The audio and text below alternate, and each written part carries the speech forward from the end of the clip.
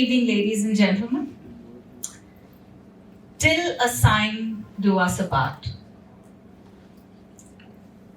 Fortunately, not many of our relationships begin or end with a signature. But the relationship we choose to begin with a signature is the one where we're willing to bare our souls, where we are willing to be our most vulnerable.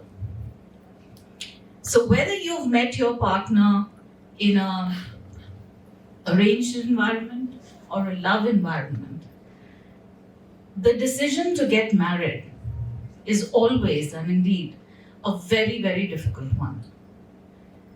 So therefore, the decision to end it would be so much more difficult.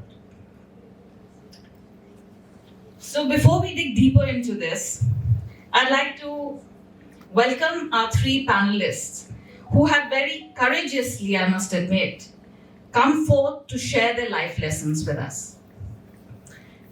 They've already been introduced, so that's Reeta,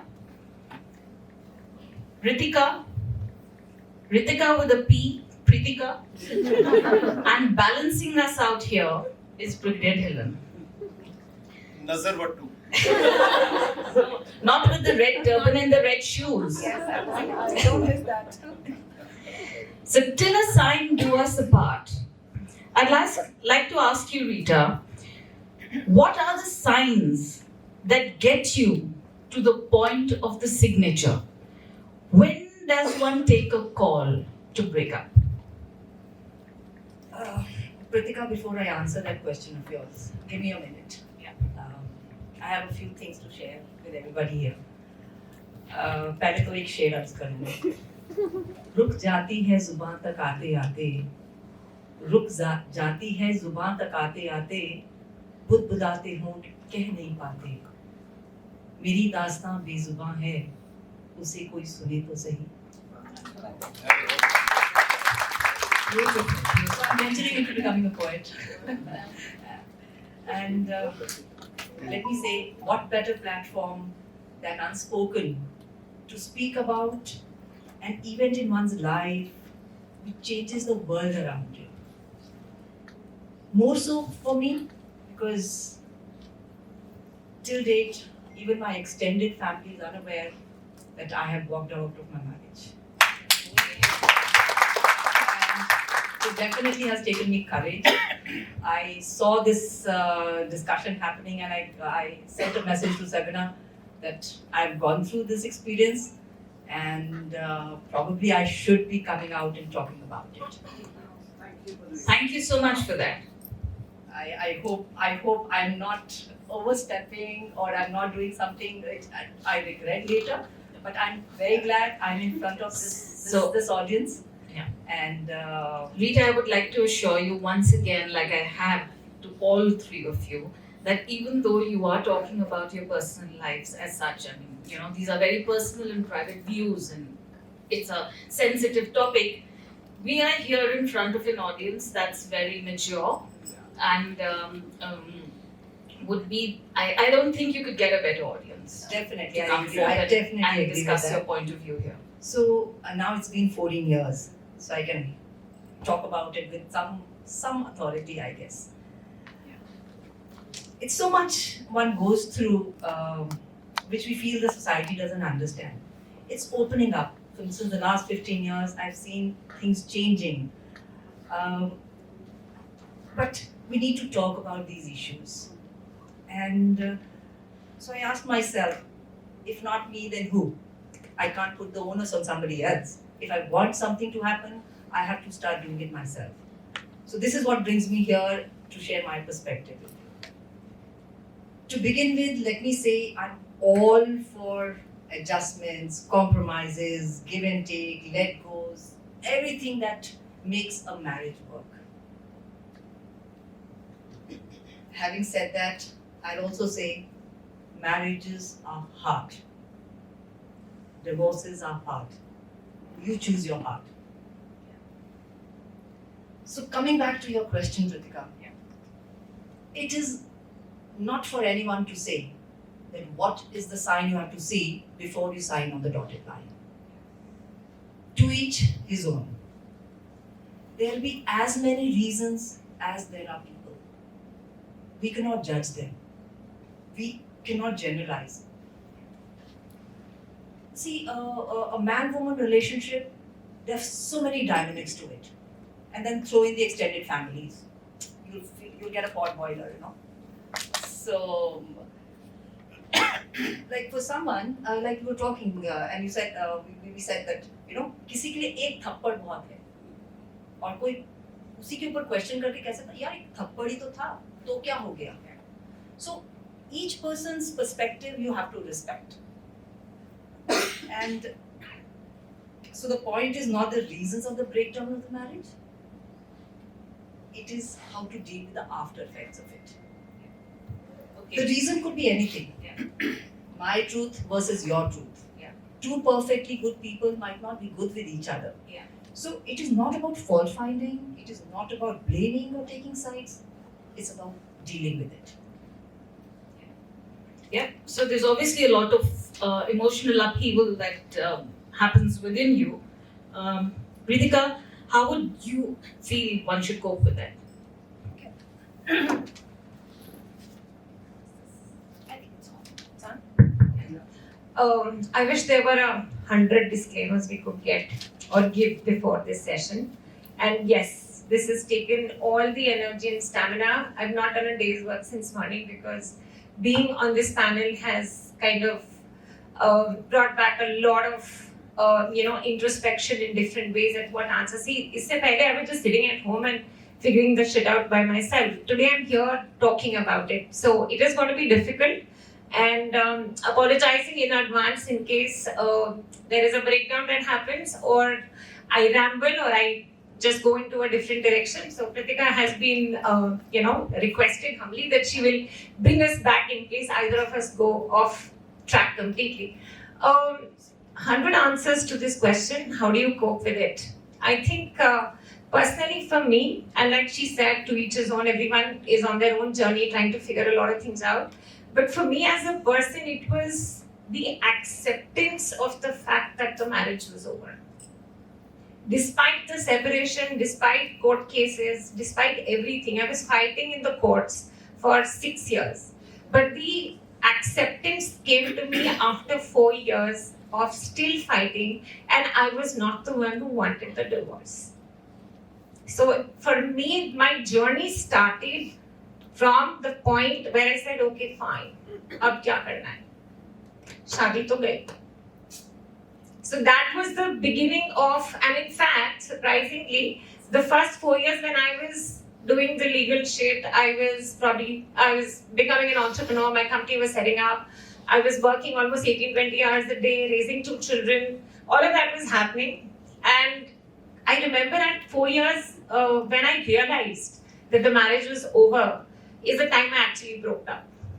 That's when my spirit actually broke. 4 साल I was fighting in the courts. I used to turn up at every hearing. वो आता, वो नहीं आता, कुछ भी हो रहा था. I used to turn up.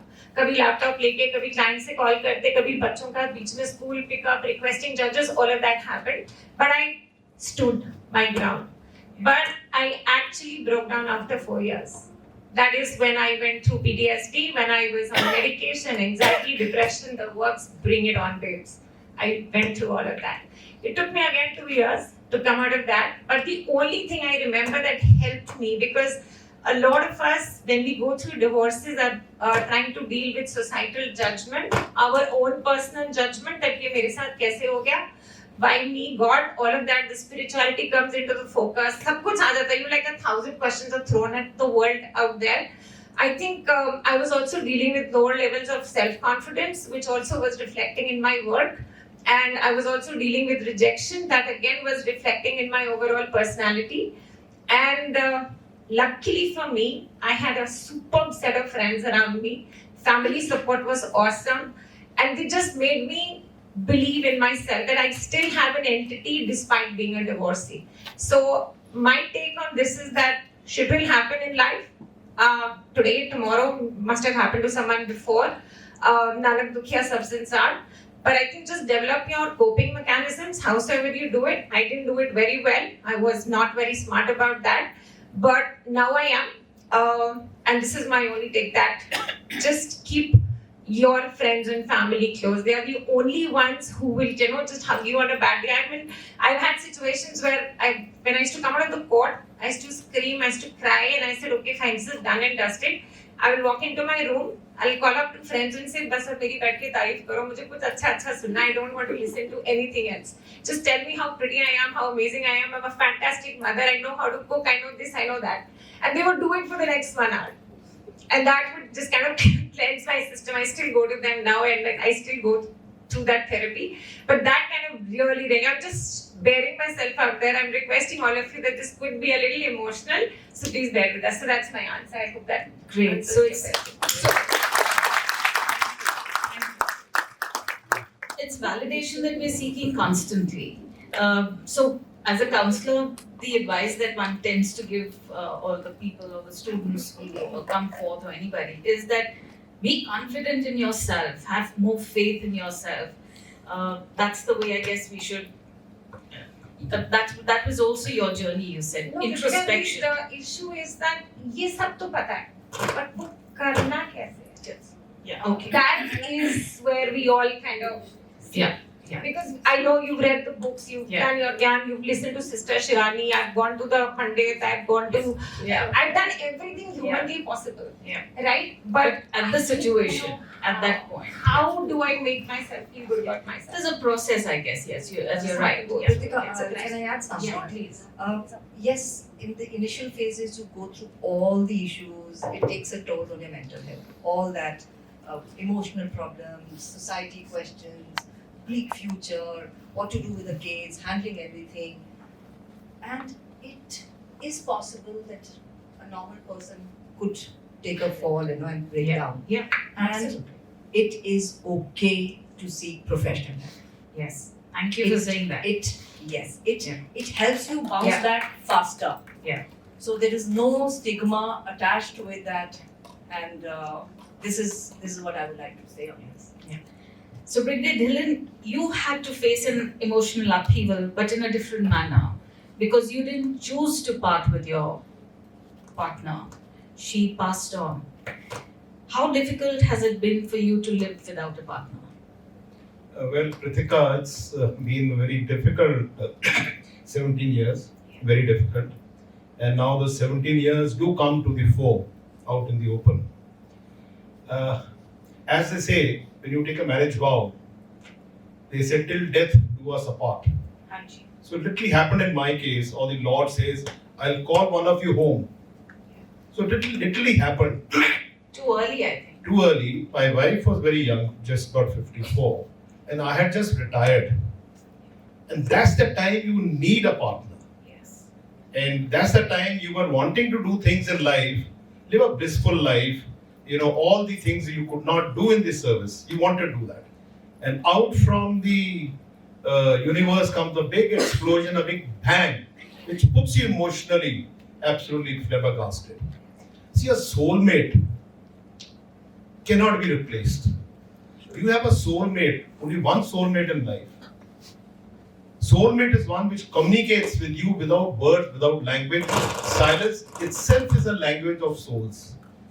Souls become habits. Maybe 2 bodies, 1 soul, or 2 souls, 1 body. The soulmate cannot be replicated, cannot be replaced. You might have a playmate, you might have a hobby mate, you might have a music mate, you might have a reading mate, a club mate, but you can't replace a soul. That's something very difficult. So that was very emotional, was very difficult. How do I go ahead with my life, and more so at a retirement stage? I think I identified, I think some of you army officers, old timers, there was a course called run by the Air Defense Artillery in Devlali. Very wonderful course. Air Defense was a part of artillery then, and it was a cushy course. So I had gone from NIFA in 1969 to attend that course because I wanted to go to Bombay where my cousin was staying. The pickup point from that aircraft recognition course was IFF. identify friends and foes. That's exactly what I did. I identified my relatives who would be parasites, identified my friends who would be real, genuine friends, who would be able to. I had relatives who said, okay, we'll run your house, give us 80,000 and everything would be done. No problem. You just do the outside work. I was still working there. So that was a big lesson to me. And the second IFF I did was to intellectually flirt with females and children. Intellectually.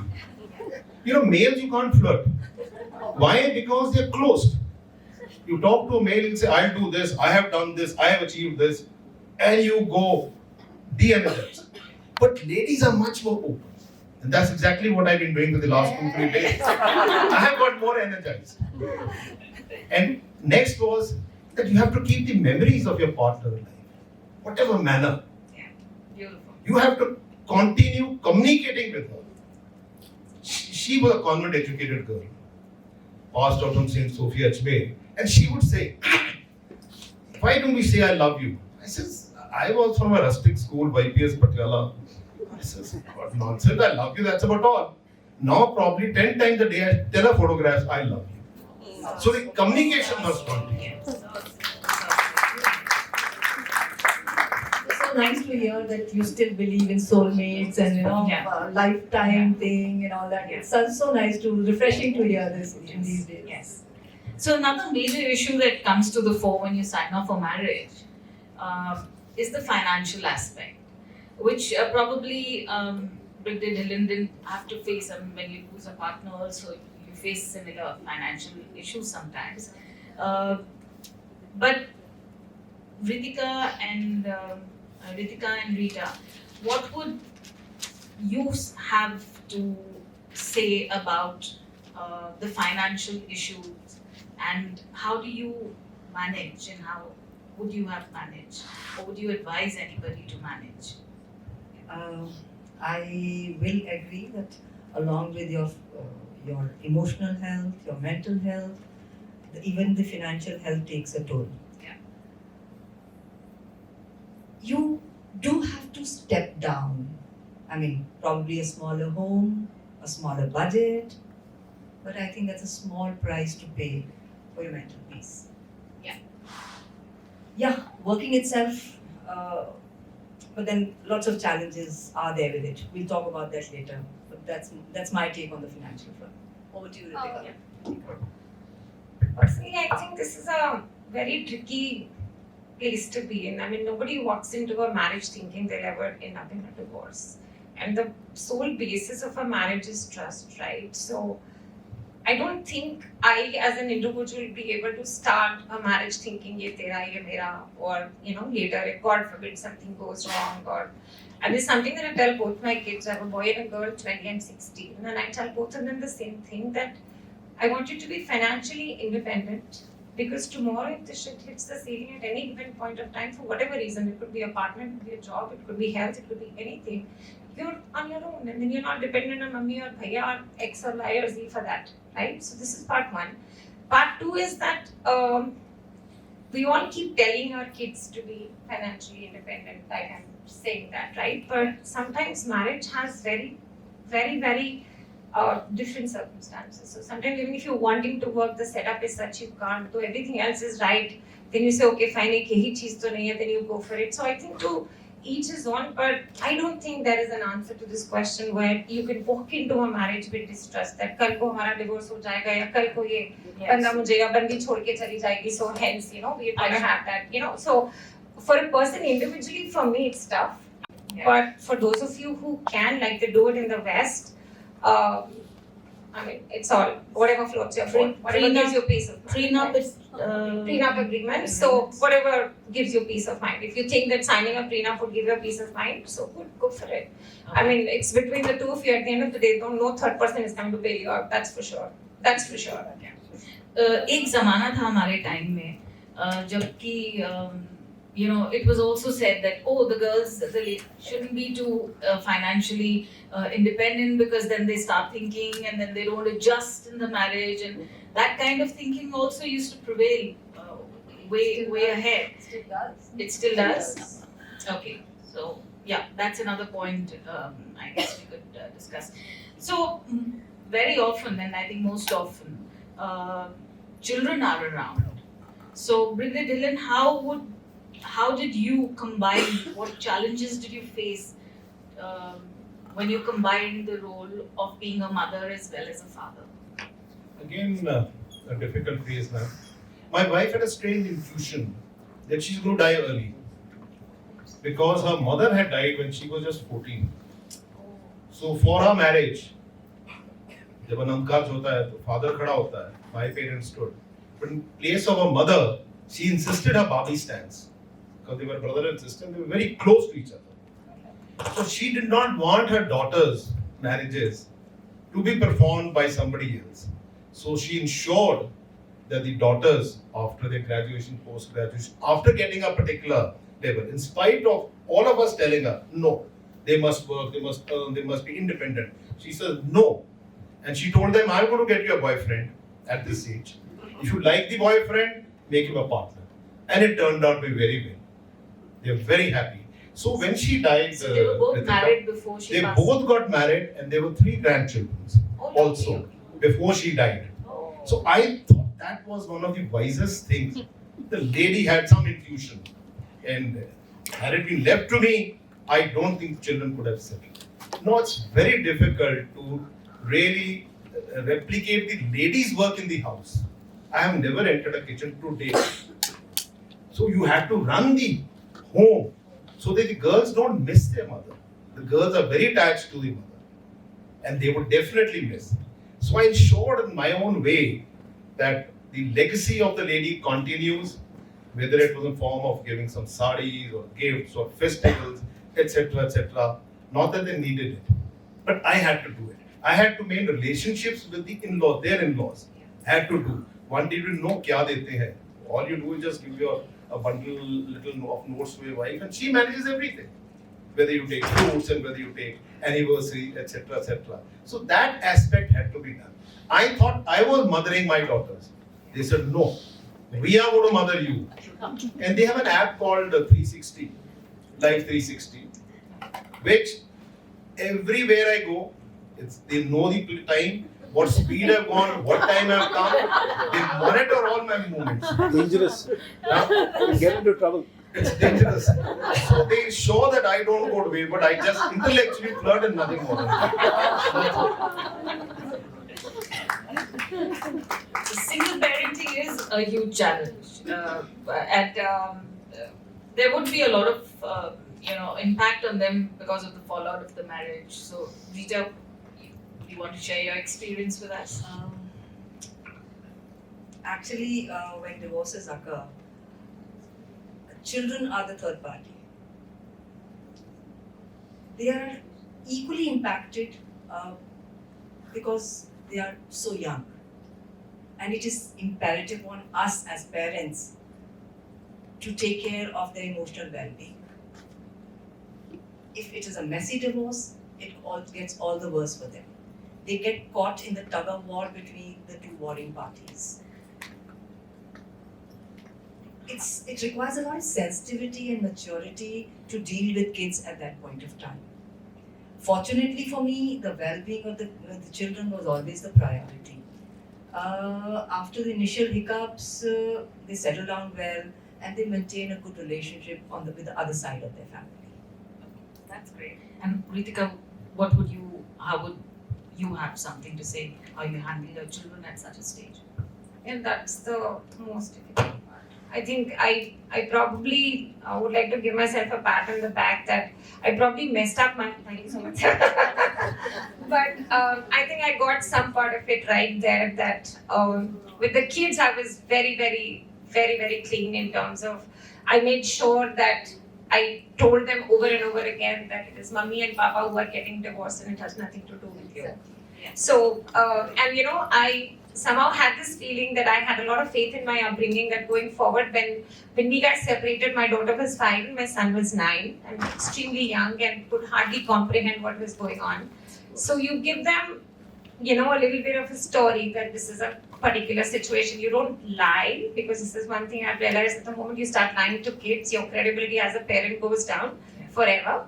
So I would tell them this is a situation, this is what we are dealing with. Once you grow up, you'll probably be able to figure a lot of things out. So as on today, when I say this, they're 20 and 16. I think I have a lot of faith in my upbringing, so to say, that they will grow up to be far better human beings when they decide for themselves that maybe this was right or maybe this was wrong, or maybe neither of them were right, and maybe both of them were not wrong. So, and I think, sorry, Yeah. I'm not done. It's done. That's my answer. So, besides facing all these challenges, then you have to face society. So, what were the societal pressures that you faced, Reeta? Would you like to share living alone? Yes, I would like to say that the society's pressure starts even before you take the call. Yeah.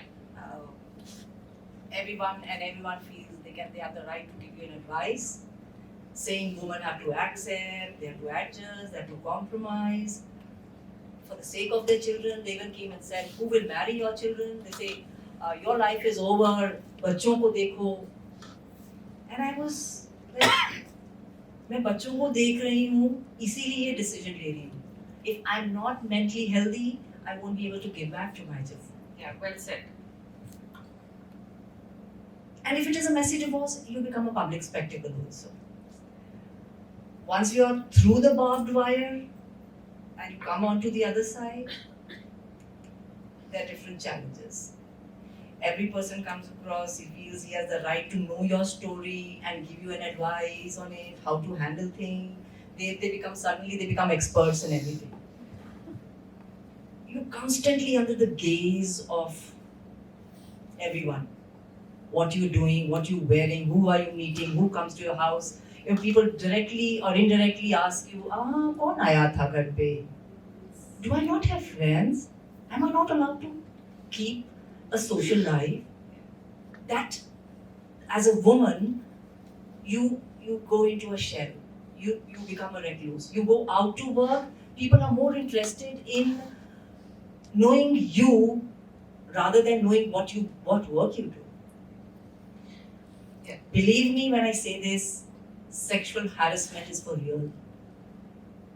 People see you with a lens on. They see you as Once you divorce? yes. They see you as a woman available. So these societies, So very perspective- often, yeah. society's perspective really, forces a woman at times to stay in a bad marriage as well. True. And very often women or men stay in, they tend to be in the bad marriage for the sake of the children. And as a counselor, I've come across students and children who've come to me and with this burden that my mother had to suffer because of me.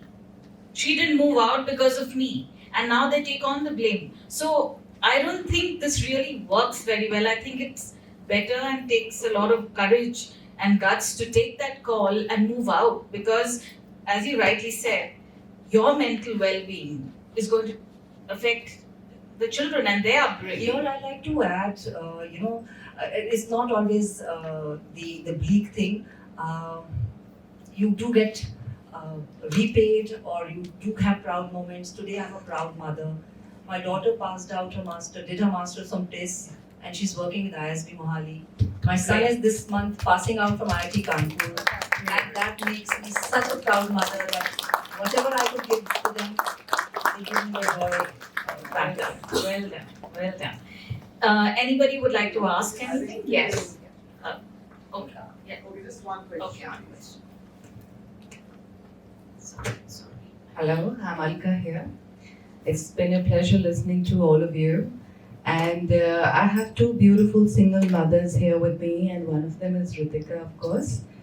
And as a part of society and being on the other side of the fence that you talk, which is the normal, regular life that we have, I must say that the moment I realized the way Ritika and the other friend are conducting themselves in their lives, and now when I hear you too, my regard for you people has risen multifold. I mean, it's kudos to all of you. Yes. You're doing a great job and you're great achievers. Great. And in fact, I would like to put it on that. These are the ones who show up for you every time. Yeah.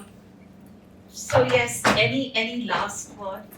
Yeah, you'll have to bear me for another 2 minutes. I have some pearls of wisdom coming. Please do not. I'll be up as well. Yeah. Ritika. No, Ritika, you can Yeah. you can share something Oh. you want to finally. Sorry sir. Sir हम दोनों ये debate कर रहे थे कि बाद में ये pearls of wisdom आएंगे तो हम दोनों के पास तो है नहीं कुछ देने के लिए. So we're going to pass it on to Reeta that she probably. But just saying one thing that just build your coping mechanisms, people. It's tough at any given stage. Breakups happen, divorces happen, life gets tough, and I think for me as an individual, there are I think 1,000 billion times that I would have probably thought of giving up. But then when you see those two kids' faces, I think that just gives you all the courage to move on. So Exactly. thank you so much. Certainly not pearls of wisdom. But when you go home, you have nobody waiting for you. When you get up in the morning, nobody to wake you up, nobody to share your cup of tea with you, and nobody to tell you what to do, what not to do throughout the day. What is that called?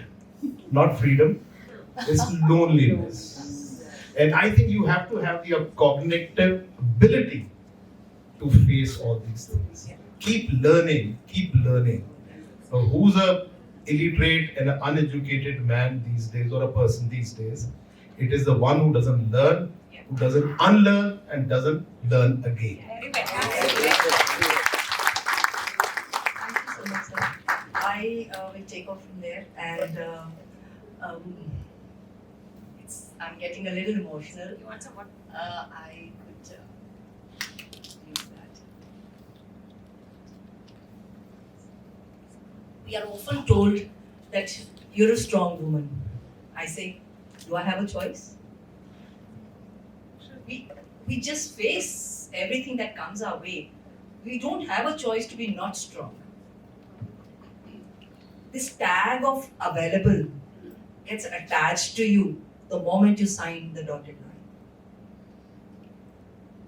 My endeavor to come here was to share with everybody and say, I'm not available. I am not available. A friend, we were talking, and she said that when I was contemplating taking the divorce, everybody was saying, "क्यों ले रही है? You know, तेरे पास coverage तो है." I said, "What is coverage?" He says, "The married tag. It protects you from so many evils, and this keeps the woman in a bad marriage." I think we as a society, we have to start respecting women for whatever decisions she take. Don't brand her. We are not bicharis. We are not looking for sympathy. Just let us be. Just treat us like normal human beings.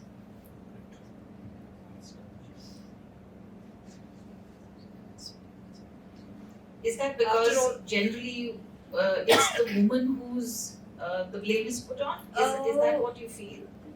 See, it's Society not about, as I said, it's not about blame finding. It's Yeah. not about, it's about dealing. It's about So, dealing with the But they would be, see the other side, your counterpart has also gone through the similar kind of upheaval. as well. I am not denying the Yeah. fact that men equally face an issue. But it does get a little more difficult for the woman to cope in society as Pritika, as I said, it's not that men do not face it, Yeah. but how muchsoever we might like to deny, it is a patriarchal society. Yeah.